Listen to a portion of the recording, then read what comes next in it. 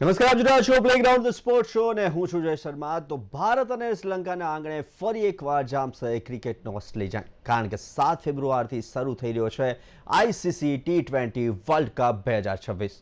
ભારતીય મેન્સ અને વિમેન્સ ટીમના વર્લ્ડ ચેમ્પિયન બન્યા બાદ હવે હેટ્રિકની આશા સાથે T20 મેદાનમાં 20 ટીમો ઉતરશે.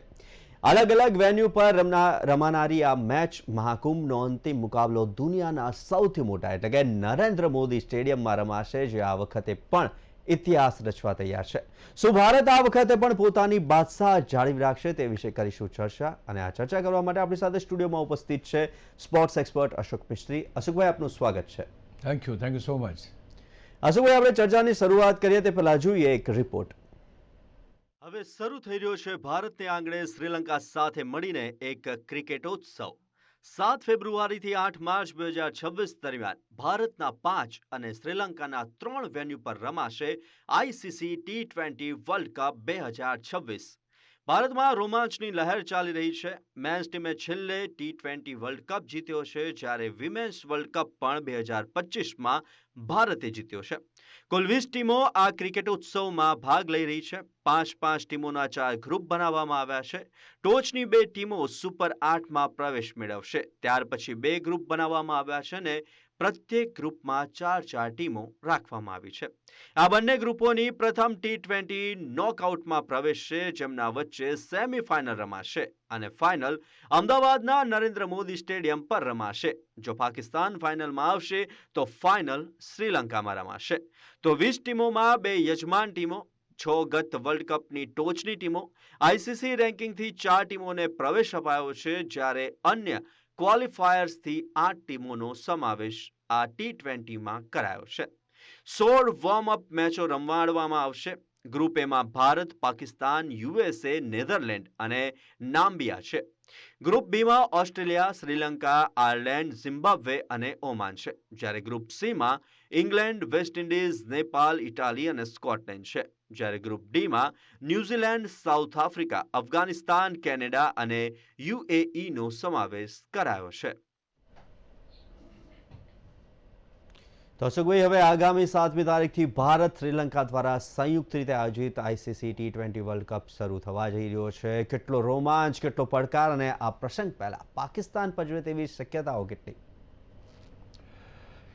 કેટલો રોમાંચ તો ખાસ કરીને અત્યારનો જે સમય ચાલી રહ્યો છે. પહેલાં ટેસ્ટ ક્રિકેટ હતું, પછી 60 ઓવરનું ક્રિકેટ આવ્યું, પછી 50 ઓવરનું ક્રિકેટ આવ્યું અને પછી 2020 આવ્યું.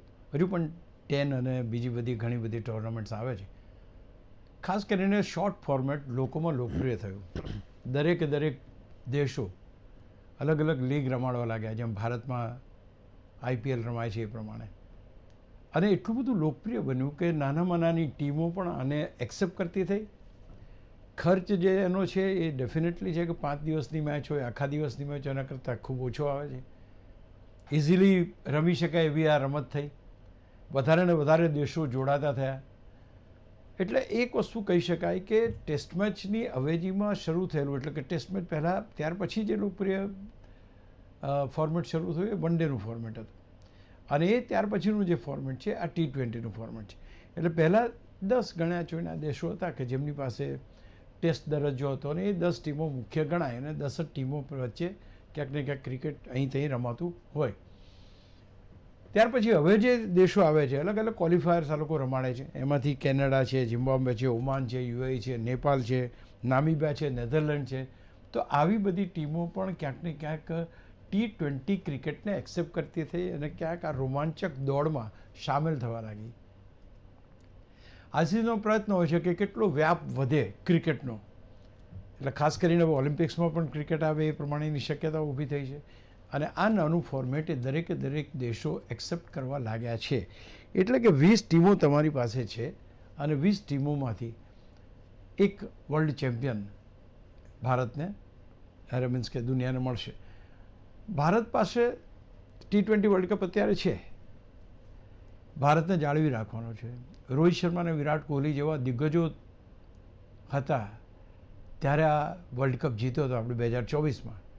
હવે આ જે દિગ્ગજો છે અત્યારના, એ ભલે દિગ્ગજો નથી, પણ એ સ્ટ્રાઇક રેટના દિગ્ગજો છે. કોઈ 300ના સ્ટ્રાઇક રેટથી રમે છે, કોઈ 200ના સ્ટ્રાઇક રેટથી રમે છે. 200ની નીચે રમનારા ખેલાડીઓ ભારતની ટીમમાં જોવા પડે, આપણે શોધવા પડે. એટલે જે 5 બેટર્સ, શરૂઆતના 5 બેટર્સ છે, એ લોકોની જે એવરેજ છે, સ્ટ્રાઇક રેટ જે એમનો છે, દેટ ઇઝ અરાઉન્ડ 300, 250.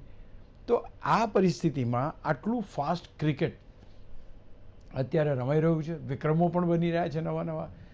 વૈભવ સૂર્યવંશીએ કે અલગ જ વિક્રમો 14 વર્ષની ઉંમરે રચી નાખ્યા. આટલા બધા છગ્ગા મારવાનો વિક્રમ તો તિલક વર્માએ છગ્ગા એટલા બધા માર્યા. તો ક્યાંક ને ક્યાંક ક્રિકેટ ફાસ્ટ થઈ ગયું છે. એટલા માટે વધારે દેશો વચ્ચે કોમ્પિટિશન છે. અને વધારે દેશો વચ્ચે કોમ્પિટિશન છે એટલે સ્વાભાવિક રીતે એનો રોમાંચ, એનો વ્યાપ એ દેશોમાં જવાનો છે, એ સ્વાભાવિક છે. તમે બીજો સવાલ કર્યો કે પાકિસ્તાન નડશે કે કેમ, અથવા તો પાકિસ્તાન કોઈ વિઘ્ન ઊભું કરશે કે નહીં. એમણે વિઘ્ન ઊભું કરી દીધું છે. પાકિસ્તાને એમ તો કહ્યું છે કે અમે ભારત સામેની લીગ મેચ રમવાના નથી. હજુ એનું ઓફિશિયલ એનાઉન્સમેન્ટ કે ઓફિશિયલ આઈસીસીએ લીધેલા પગલાં કે એવું કંઈ બહાર આવ્યું નથી. પણ એમણે એક સોશિયલ મીડિયામાં કહ્યું કે અમે લીગ મેચ નહીં રમીએ. તો એ લોકો નોકઆઉટ મેચો રમશે, ફાઇનલમાં આવશે તો ટીમ આગળ રમશે. આ બધા સવાલો ક્યાંક એમના માટે બહુ અઘરા છે. હજુ સુધી એના જવાબો મળ્યા નથી. આઈસીસી શું પગલાં લે છે, કેટલા રૂપિયાનું નુકસાન જશે એ પણ જોવાનું રહેશે. કંઈક 300-400 કરોડ રૂપિયાનું નુકસાન થાય છે. એમણે એમ બતાવવું છે પાકિસ્તાને કે અમે બાંગ્લાદેશની સાથે સપોર્ટમાં છીએ. બની શકે કે બંને દેશો વચ્ચેના સંબંધો સુધારવાનું એક રાજકીય પગલું પણ હોય. ખેર આપણે એની ડિસ્કશન અહીંયા નથી કરવી. પણ એ ટીમ નથી રમતી તો નુકસાન તો ચોક્કસ છે. નુકસાન એટલે હું ફાઇનાન્શિયલી વાત નથી કરતો. રોમાંચક ક્રિકેટ તમારે જોવું હોય, બરાબર, 2 કટ્ટર દુશ્મનો કોણ? તો ભારત અને પાકિસ્તાન જ વર્ષોથી છે. ત્યાર પછી બીજી જે કટ્ટર દુશ્મનાવટ આવે ઇંગ્લેન્ડ ને ઓસ્ટ્રેલિયાની, કે એ લોકો જે ક્રિકેટ રમી રહ્યા છે એ છે. હવે જ્યારે આ 2 કટ્ટર દુશ્મનાવટવાળી ટીમો જો એકબીજાની સાથે રમે જ નહીં, ધારો કે ગ્રુપ એમાં આપણી સાથે જ છે, હવે એ ટીમ રમતી નથી, તો આપણું તો જીતવું એકદમ આસાન બની જશે. તો એટલે આ પરિસ્થિતિ ઉત્પન્ન થશે કે ભાઈ તમે એમની સાથે રમ્યા વગર આગળ ગયા. વર્લ્ડ કપમાં મોટાભાગની મેચો ભારતે જીત જ મેળવી છે, એ વસ્તુ હકીકત છે. આંકડા કોઈ પાકિસ્તાનની ફેવરમાં નથી અત્યારે. એક જમાનામાં એની ધાક હતી, અત્યારે પાકિસ્તાન, પણ તે છતાંય પાકિસ્તાને, કારણ કે સૌથી વધારે જોવાતી મેચ હોય તો એ ભારત પાકિસ્તાનની મેચ છે. તો એટલે ક્યાંક ને ક્યાંક ફાઇનાન્શિયલી શું ના ઇમ્પેક્ટ પડશે, કે ભાઈ કોઈ એની ઉપર એક્શન લેવાશે કે નહીં, એ બધું આપણે પાછળ રાખીએ તો એક પાકિસ્તાન સાથે મેચ રમ્યા વિના આગળ જવું એ કદાચ આપણને એમ લાગે કે યાર રમવું તો જોઈએ આ ટીમ. કારણ તમારી પાસે જે ટીમો છે એ ટીમોની અંદર એક જ મજબૂત ટીમ છે તમારા ગ્રુપમાં, તો યુ ઓલવેઝ પ્રિફર કે એને હરાવવું તો કોઈ મોટી વાત છે નહીં. ઘણી બધી વાર આપણે હરાય. પણ હા, બાંગ્લાદેશ નથી રમતું, પાકિસ્તાન નથી રમતું. આ બંને દેશો ટેસ્ટ દરજ્જો ધરાવતા દેશો છે. જેની ટોચની 10 ટીમો છે એમાંના 2 મેમ્બર્સ છે. એટલે તમારી જે આખું ફોર્મેટ જે છે, તમારી ટીમો જે છે, એ ટીમોમાંથી 2 ટીમો રમતી નથી, એ મોટું નુકસાન એ સમગ્ર ટુર્નામેન્ટને લાગે. હવે એનાથી રોમાંચ કેટલો ઘટશે કે વધશે તો સમય બતાવશે. તમે મને કહો, આ Canada, Zimbabwe, Oman, UAE, Nepal, જ્યાં આ બધી ટીમો રમશે તો શું રોમાંચ રહેશે? રોમાંચ એટલો નહીં રહે. રોમાંચ તમારી પાસે કોણ આપી શકે? તો ઇંગ્લેન્ડ છે, ઓસ્ટ્રેલિયા છે, સાઉથ આફ્રિકા છે, ભારત છે. આ બધી ટીમો છે, ઇંગ્લેન્ડ છે, આ બધી ટીમો છે, રોમાંચક ક્રિકેટ પ્રોડ્યુસ કરી શકે.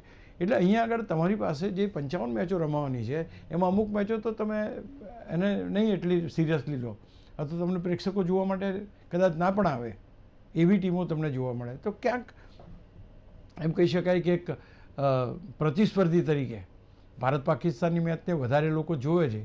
તમને યાદ હોય તો આની આગળની જે એશિયા કપની વાત હતી તો ભલે હાથ ન મિલાય તો ભારત રમ્યું હતું અને ભારત પાકિસ્તાન રમ્યા હતા. તો હવે એ જે પરિસ્થિતિ સર્જાય એનો એ બીજો તબક્કો શરૂ થશે. પણ એક પ્રતિસ્પર્ધી વધારાની 2 પ્રતિસ્પર્ધી આપણા જે છે નથી ટોટલ મીન્સ કે ટુર્નામેન્ટમાં, એ ક્યાંક ને ક્યાંક આપણને લાગે. બીજું કે બંને દેશોમાં, એટલે ભારત અને શ્રીલંકા બંને દેશોમાં વેન્યુઝ નક્કી છે, મેચો રમાડવાનું નક્કી છે, બધી જ વસ્તુ થાય છે. એટલે એમાં કોઈ નથી. ઇવન ભારત અને પાકિસ્તાન ફાઇનલમાં આવે તો એ લોકો કોલંબો જોઈને રમશે, એ પણ નક્કી થયેલું છે. આ પર્ટિક્યુલર ગ્રુપ મેચ નહીં રમવાની જે જીત છે પાકિસ્તાનની, એ ક્યાં સુધી ચાલે છે જોવું છે. અને આપણે આશા રાખીએ કે ત્યાર પછી એ મેચો રમશે કે કેમ, બીજા દેશો સાથે રમશે કે કેમ, એ બધી સ્થિતિઓનો અભ્યાસ કરવો જરૂરી છે. તો અશોકભાઈ, આ વર્લ્ડ કપમાં 20 ટીમો ભાગ લઈ રહી છે, જેમાં મુખ્ય ટીમો ઉપરાંત ક્વોલિફાયર રમીને આવનાર ટીમોનો પણ સમાવેશ થયો છે. આપણે ગ્રુપની વાત કરી, ગ્રુપ બનાવવામાં આવશે. કેવી રીતના ગ્રુપ બન્યા છે, કેવી રીતના આ મેચ રમાશે? પહેલી વસ્તુ તો 20 ટીમો છે, 4 ગ્રુપ બન્યા છે અને દરેકને 4 મેચો રમવાની આવશે. અને એ પ્રમાણે જે 2 ટીમો, 4માંથી 2 ટીમો એટલે ટોચની 2 ટીમો છે એ નેક્સ્ટ એટલે સુપર 8માં જશે. હવે 4 ગ્રુપની 2 ટીમો એટલે એવું કહી શકાય કે ભાઈ જે રીતે તમે બનાવ્યા છે ગ્રુપ, એ તો એકમાં ઇન્ડિયા છે, એકમાં ન્યૂઝીલેન્ડ છે, કે એકમાં ઓસ્ટ્રેલિયા છે, કે એકમાં ઇંગ્લેન્ડ છે, એ પ્રકારની જે ટીમો છે એમાંથી તમને 2 ટીમો ત્યાં જોવા મળશે. એટલે ટૂંકમાં કહેવાનો મતલબ એ કે બાકીની ચારણીની અંદર બધું ચડાઈ જશે અને 8 ટીમો જે આવશે એ 8 ટીમો એ જાણીતી ટીમો આવશે. ભારત છે, પાકિસ્તાન છે, ધારો કે રમે તો સાઉથ આફ્રિકા છે, ઇંગ્લેન્ડ છે, ઓસ્ટ્રેલિયા છે, ભારત છે, તો આ 8 ટીમો આપણને જોવા મળી શકે છે. એમાં પણ ગ્રુપ પાડવામાં આવ્યા છે. એમાંથી જે 2 ટોચની ટીમો હશે, બંને 2 ગ્રુપ પાડશે અને 8 ટીમોના, એમાંથી ટોચની 2 ટીમો હશે જેને કહેવાય કે નોકઆઉટ મેચો રમશે અને 8મી તારીખે ફાઇનલ રમાશે. એટલે બહુ સરસ રીતે આયોજન કર્યું છે. પણ હવે જે વસ્તુ છે કે ધારો કે ભારતને નામીબિયા રમતા હોય તો સ્કોર ભારતનો 350 થાય, નામીબિયાનો સ્કોર ના થાય એવું બને. આ બધી ટીમો ક્વોલિફાયર્સ રમીને આવેલી છે, એટલે કે એ લોકોના દેશો, એ લોકોની મીન્સ કે ટાઈપના જે દેશો છે એ દેશો વચ્ચેની હરીફાઈ છે, એશિયા કે આ તે, તો એ લોકો ત્યાં સારું રમે છે. હવે હા, એક વસ્તુ ચોક્કસ છે કે આ કોઈ ટીમ અપસેટ કરી નાખે, એટલે કે જેના ફાઇનલમાં જવાના ચાન્સ હોય, એટલે કે ટોપ 8માં ધારો કે જવાના ચાન્સ હોય ને એ ટીમને હરાવીને એને પાછી લાવી દે અને બની શકે કે આ ટીમ સેમિફાઇનલમાં આવી જાય. એવું બનેલું છે આની પહેલાં. એવી ટીમો હતી કે જે 2 મેચો રમવા આવીને 12 મેચો રમીને ગઈ. તો ક્યાંક ને ક્યાંક આ પરિસ્થિતિ ના થાય જોવાનું રહેશે. આ ટીમો કોઈ અપસેટ ના સર્જે એ જોવાનું રહેશે. 55 મેચો છે ભારત અને શ્રીલંકા વચ્ચે વહેંચાયેલી છે અને એનું પણ શિડ્યુલ આવી ગયું છે. પાકિસ્તાન જો ફાઇનલમાં નહીં હોય તો પછી કોઈ પણ સંજોગોમાં ગુજરાતના નરેન્દ્ર મોદી સ્ટેડિયમ અમદાવાદના ફાઇનલ રમાશે અને ભારત અને પાકિસ્તાન જો ફાઇનલમાં આવશે અથવા તો પાકિસ્તાન ફાઇનલમાં આવશે તો એ મેચ શ્રીલંકામાં ટ્રાન્સફર શિફ્ટ થશે. અશોકભાઈ, હવે ગ્રુપની વાત કરીએ તો ભારત જે ગ્રુપમાં છે તેની અંદર વાત કરીએ તો ભારત, પાકિસ્તાન, USA, નેધરલેન્ડ અને નામીબિયાનો સમાવેશ કરાયો છે, જે હમણાં જ આપણે વાત કરી. તો ગ્રુપની પ્રથમ 2 ટીમો સુપર 8માં જશે તે પણ કહ્યું. તો ભારતને તેના ગ્રુપમાં કોઈ પડકાર ખરો? હવે હમણાં થોડીક વાર પહેલાં જ મેં વાત કરી, પડકાર એવું છે કે કોઈ પણ ટીમને હરાવી શકે, પણ આપણું જે ગ્રુપ છે એ ગ્રુપમાં ભારત અને પાકિસ્તાન આ 2 મહત્વ. યુએસએની ટીમે ગયા વખતે સારું પ્રદર્શન કર્યું. USA છે તમારી પાસે, નેધરલેન્ડ અને નામીબિયા. નેધરલેન્ડની ટીમ સારી છે, નામીબિયાની ટીમ સારી છે, બધી જીતીને ત્યાં ચેમ્પિયન થઈને આવી છે. એટલે આપણે એને અંડર એસ્ટિમેટ કરવાની કોઈ અહીંયા પ્રયત્ન આપણો નથી. પણ જે રીતે એપેરન્ટ લાગે છે એ ભારત અને પાકિસ્તાન આપણા ગ્રુપમાંથી એ 2 ટીમો બહાર જઈ શકે. ધારો કે એકબીજા હારે છે, જીતે છે એવું થાય તોય બાકીની જે 2 ટીમો સાથે એ ટીમોને રમવાનું આવશે એમાં હું માનું છું કે બંને ટીમો જીતવાની છે, એમાં કોઈ શંકાને સ્થાન નથી. એટલે આ 1, 2 અને 3 જે ટીમો બાકીની રહી, ધારો કે ઇન્ડિયા, પાકિસ્તાન, પર USA, નેધરલેન્ડ અને નામીબિયા, તો આ 3ની સાથે તો તમારે મેચ જીતવાની શક્યતા વધી જાય છે. પહેલાંમાંથી જે ટીમ જે હારશે એ ટીમ તો એ પહેલો અને બીજો ક્રમ તો આ લોકોનો આવશે. હું નથી માનતો કે આ 3 ટીમોએ ભારત અથવા તો પાકિસ્તાનને હરાવી ન જાય. તો અહીંયા ભારતને તો કોઈ મુશ્કેલી નડે એવું લાગતું નથી ટોપ 2માં જવા માટે. ત્યાર પછી જ્યારે બાકીની ટીમમાં ને ત્યાં શું પ્રદર્શન આવે છે, કઈ ટીમો, કારણ કે આમાં પાછું એવું હશે ને 4 ટીમો થઈ, 4 ગ્રુપ થયા, એટલે એમાંથી જે ટીમ 2 જણા થયા ત્યાં મિક્સ થશે. એટલે કદાચ એવું બને કે ભારતની અંદર ઓસ્ટ્રેલિયા આવે કે ભાઈ કઈ ટીમ રમવા આવે અથવા એ ગ્રુપ કઈ રીતે બને છે એ ખાસ જોવાની બહુ મહત્ત્વની એ રહેશે કે ભાઈ સુપર 8માં કઈ 8 ટીમો આવે છે અને એ 4-4ના ગ્રુપો કેવા બને છે અને એમાં કેટલો પડકાર છે. એમાંય ફરી એકવાર તમારે ટોપ 2 ટીમમાં જવાનું છે, એટલે ત્યાંય તમને ચાન્સ મળે છે કે તમે યુ કેન મેક ઇટ. પછી નોકઆઉટ જે છે, હમણાં જ રોહિત શર્માએ બહુ સરસ વાત કરી કે નોકઆઉટ ઇઝ વેરી ડેન્જરસ.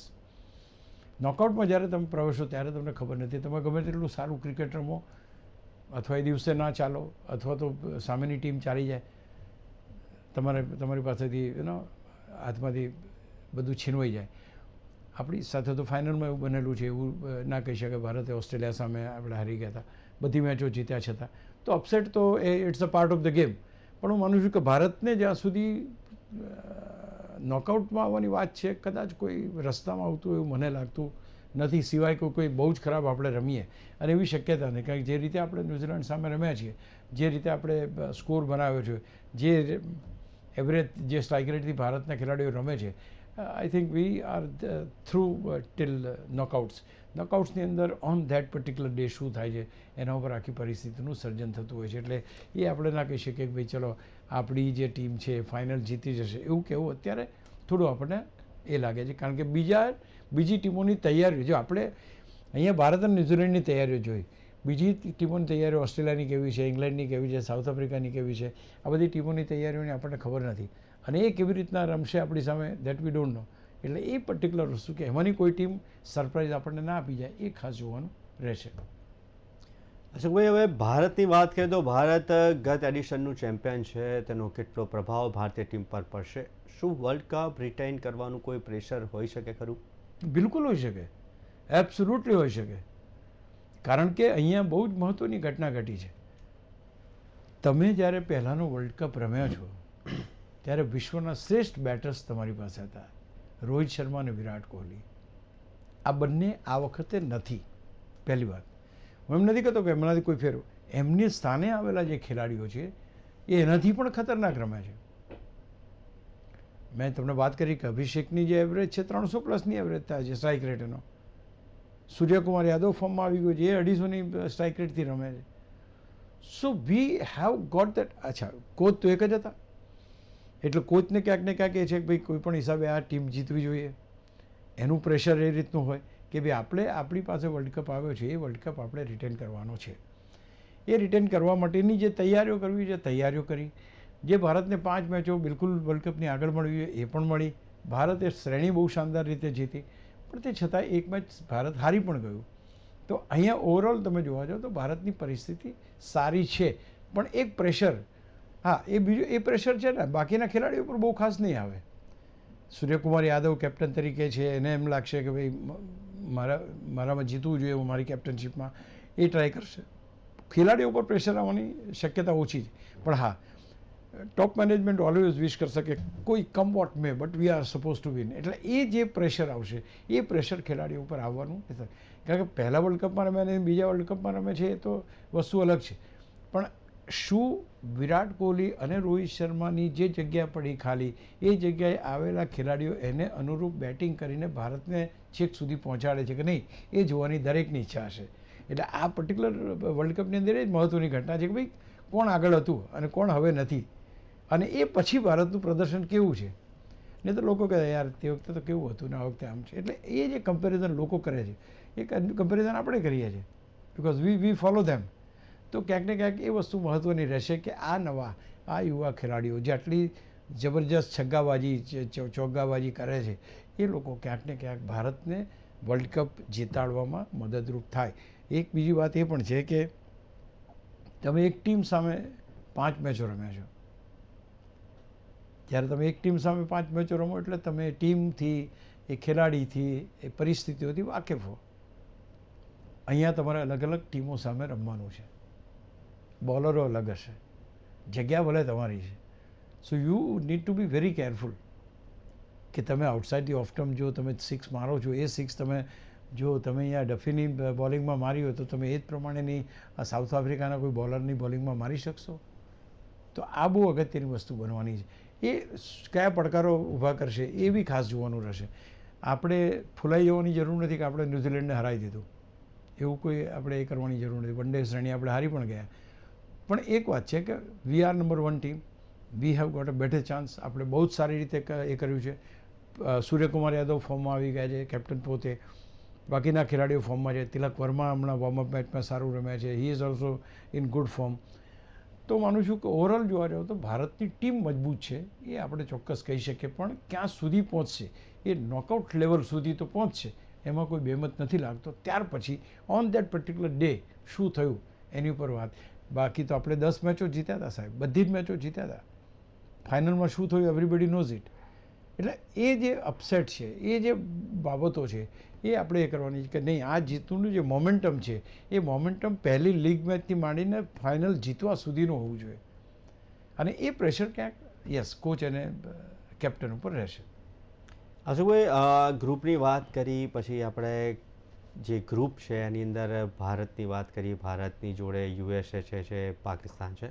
હવે દરેક ગ્રુપની વાત કરીએ તો દરેક ગ્રુપમાંથી જે 5-5 ટીમો છે તો કઈ 2 ટીમો આવી શકે છે તેવું લાગી રહ્યું છે, અને દરેક ગ્રુપ વાઇઝ અને ક્વોલિફાયર થ્રુ આવેલ દેશોમાંથી કોઈ પડકાર જોવા મળશે ખરો? આ એક વસ્તુ જ બહુ મહત્ત્વની છે, કારણ કે તમે જે પહેલું ગ્રુપ ગોઠવ્યું છે, ધારો કે ભારતની આપણે વાત કરી કે ભાઈ ભારત, પાકિસ્તાન, યુએસ, નેધરલેન્ડ અને નામીબિયા, એમાં ભારત અને પાકિસ્તાન 2 જેવા છે કે જે ટક્કરના દેશો છે, બરાબર. પછી ગ્રુપ બીમાં જે Australia, Sri Lanka, Ireland, Zimbabwe, Oman, તો એમાં ઓસ્ટ્રેલિયા એવું છે કે જે પડકાર છે, બીજું શ્રીલંકા છે. ત્રીજું ગ્રુપ જે છે એમાં છે England, West Indies, Nepal. Yes, England West ઇન્ડિઝનું જે ગ્રુપ છે, પણ તોય ટોપની 2 ટીમો જવાની છે, એટલે ઇંગ્લેન્ડ ને વેસ્ટ ઇન્ડિઝ જઈ શકે, એટલે એની અંદર 2 ટીમો. અને ગ્રુપ ડીમાં ન્યૂઝીલેન્ડ ને સાઉથ આફ્રિકા, અહીંયા પણ એ 2 ટીમો ન્યૂઝીલેન્ડ, સાઉથ આફ્રિકા જ આવશે. એટલે ગ્રુપ ડીમાંથી ન્યૂઝીલેન્ડ, સાઉથ આફ્રિકા, ગ્રુપ સીમાંથી ઇંગ્લેન્ડ, વેસ્ટ ઇન્ડિઝ, ગ્રુપ બીમાંથી ઓસ્ટ્રેલિયા, શ્રીલંકા, અને ગ્રુપ એમાંથી ભારત અને પાકિસ્તાન. એટલે અલ્ટિમેટલી તમે એ જ 8 ટીમો જોવાના છો કે જે તમે આગળ જોતા આવ્યા છો, કે જેના વચ્ચે એક ટક્કર હોય, એક કટ્ટરતા હોય કે ના કોઈ બી. આજે જો ભારતની જે દુશ્મનાવટ છે, દુશ્મનાવટ પાકિસ્તાન સામે તો છે જ, પણ હવે કારણ કે આપણે પડકારરૂપ છીએ, ઓસ્ટ્રેલિયા આપણી સામે જબરજસ્ત એ કરી રહ્યું છે. અત્યારે જો સૌ કોઈની નજર હોય તો ઓસ્ટ્રેલિયા ભારતને હરાવે અથવા તો ભારતને કેવી રીતે હરાવવું એનો વધારે કરે છે, because it is only one most dangerous team, that is India. એટલે ઓસ્ટ્રેલિયા તમારી પાસે છે કે એ બી જબરજસ્ત તૈયારી સાથે આવે છે. પાકિસ્તાનની બધાની તૈયારીઓ તો ખેર આપણે હમણાં જોઈ છે, બધી ઘણી બધી ટીમોમાં ફેરફારો થયા છે. સાઉથ આફ્રિકાની ટીમ તમારી પાસે સારી છે, તમારી પાસે ઓસ્ટ્રેલિયા સારી છે, ઇંગ્લેન્ડ T20 ફોર્મેટમાં સારું છે. તો માનું છું કે જે આવવાની છે એટલે સુપર 8 બની શકે કે તમને શરૂઆતની જે મેચો છે એમાં એટલી પબ્લિક જોવા ના મળે, અથવા તો people will not get attracted to. પણ ત્યાર પછીની જે મેચ, સુપર 8ની જે મેચો છે, ત્યાર પછી એક ટક્કર જોવા મળશે, એકબીજા પ્રત્યે જીતવાનું જનૂન જોવા મળશે. કારણ કે જો તમારી પાસે હરીફાઈ ના હોય તો તમે જીતી ના શકો. આપણે કોઈ એમ નથી કહેતા કે નામીબિયાની ટીમ ખરાબ છે કે નેધરલેન્ડની ટીમ ખરાબ છે, ના, એ બધી ટીમો સારી છે. પણ જે સુપર 8માં આવી શકે એવી ટીમો છે, તો એ ટીમો ક્યાંક ને ક્યાંક આમ જુઓ કે આમથી જુઓ આ 8 ટીમો જ આવે એવું અત્યારે દેખાઈ રહ્યું છે.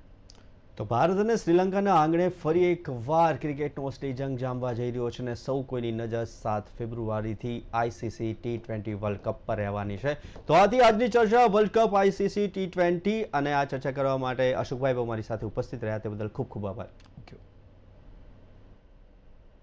તો આવી જ રીતના દરેક સ્પોર્ટ્સ ઇવેન્ટ્સના પ્રિવ્યૂ, રિવ્યૂ, એનાલિસિસ અને ડિસ્કશન માટે જોતા રહો પ્લેગ્રાઉન્ડ ધ સ્પોર્ટ્સ શો. નમસ્કાર.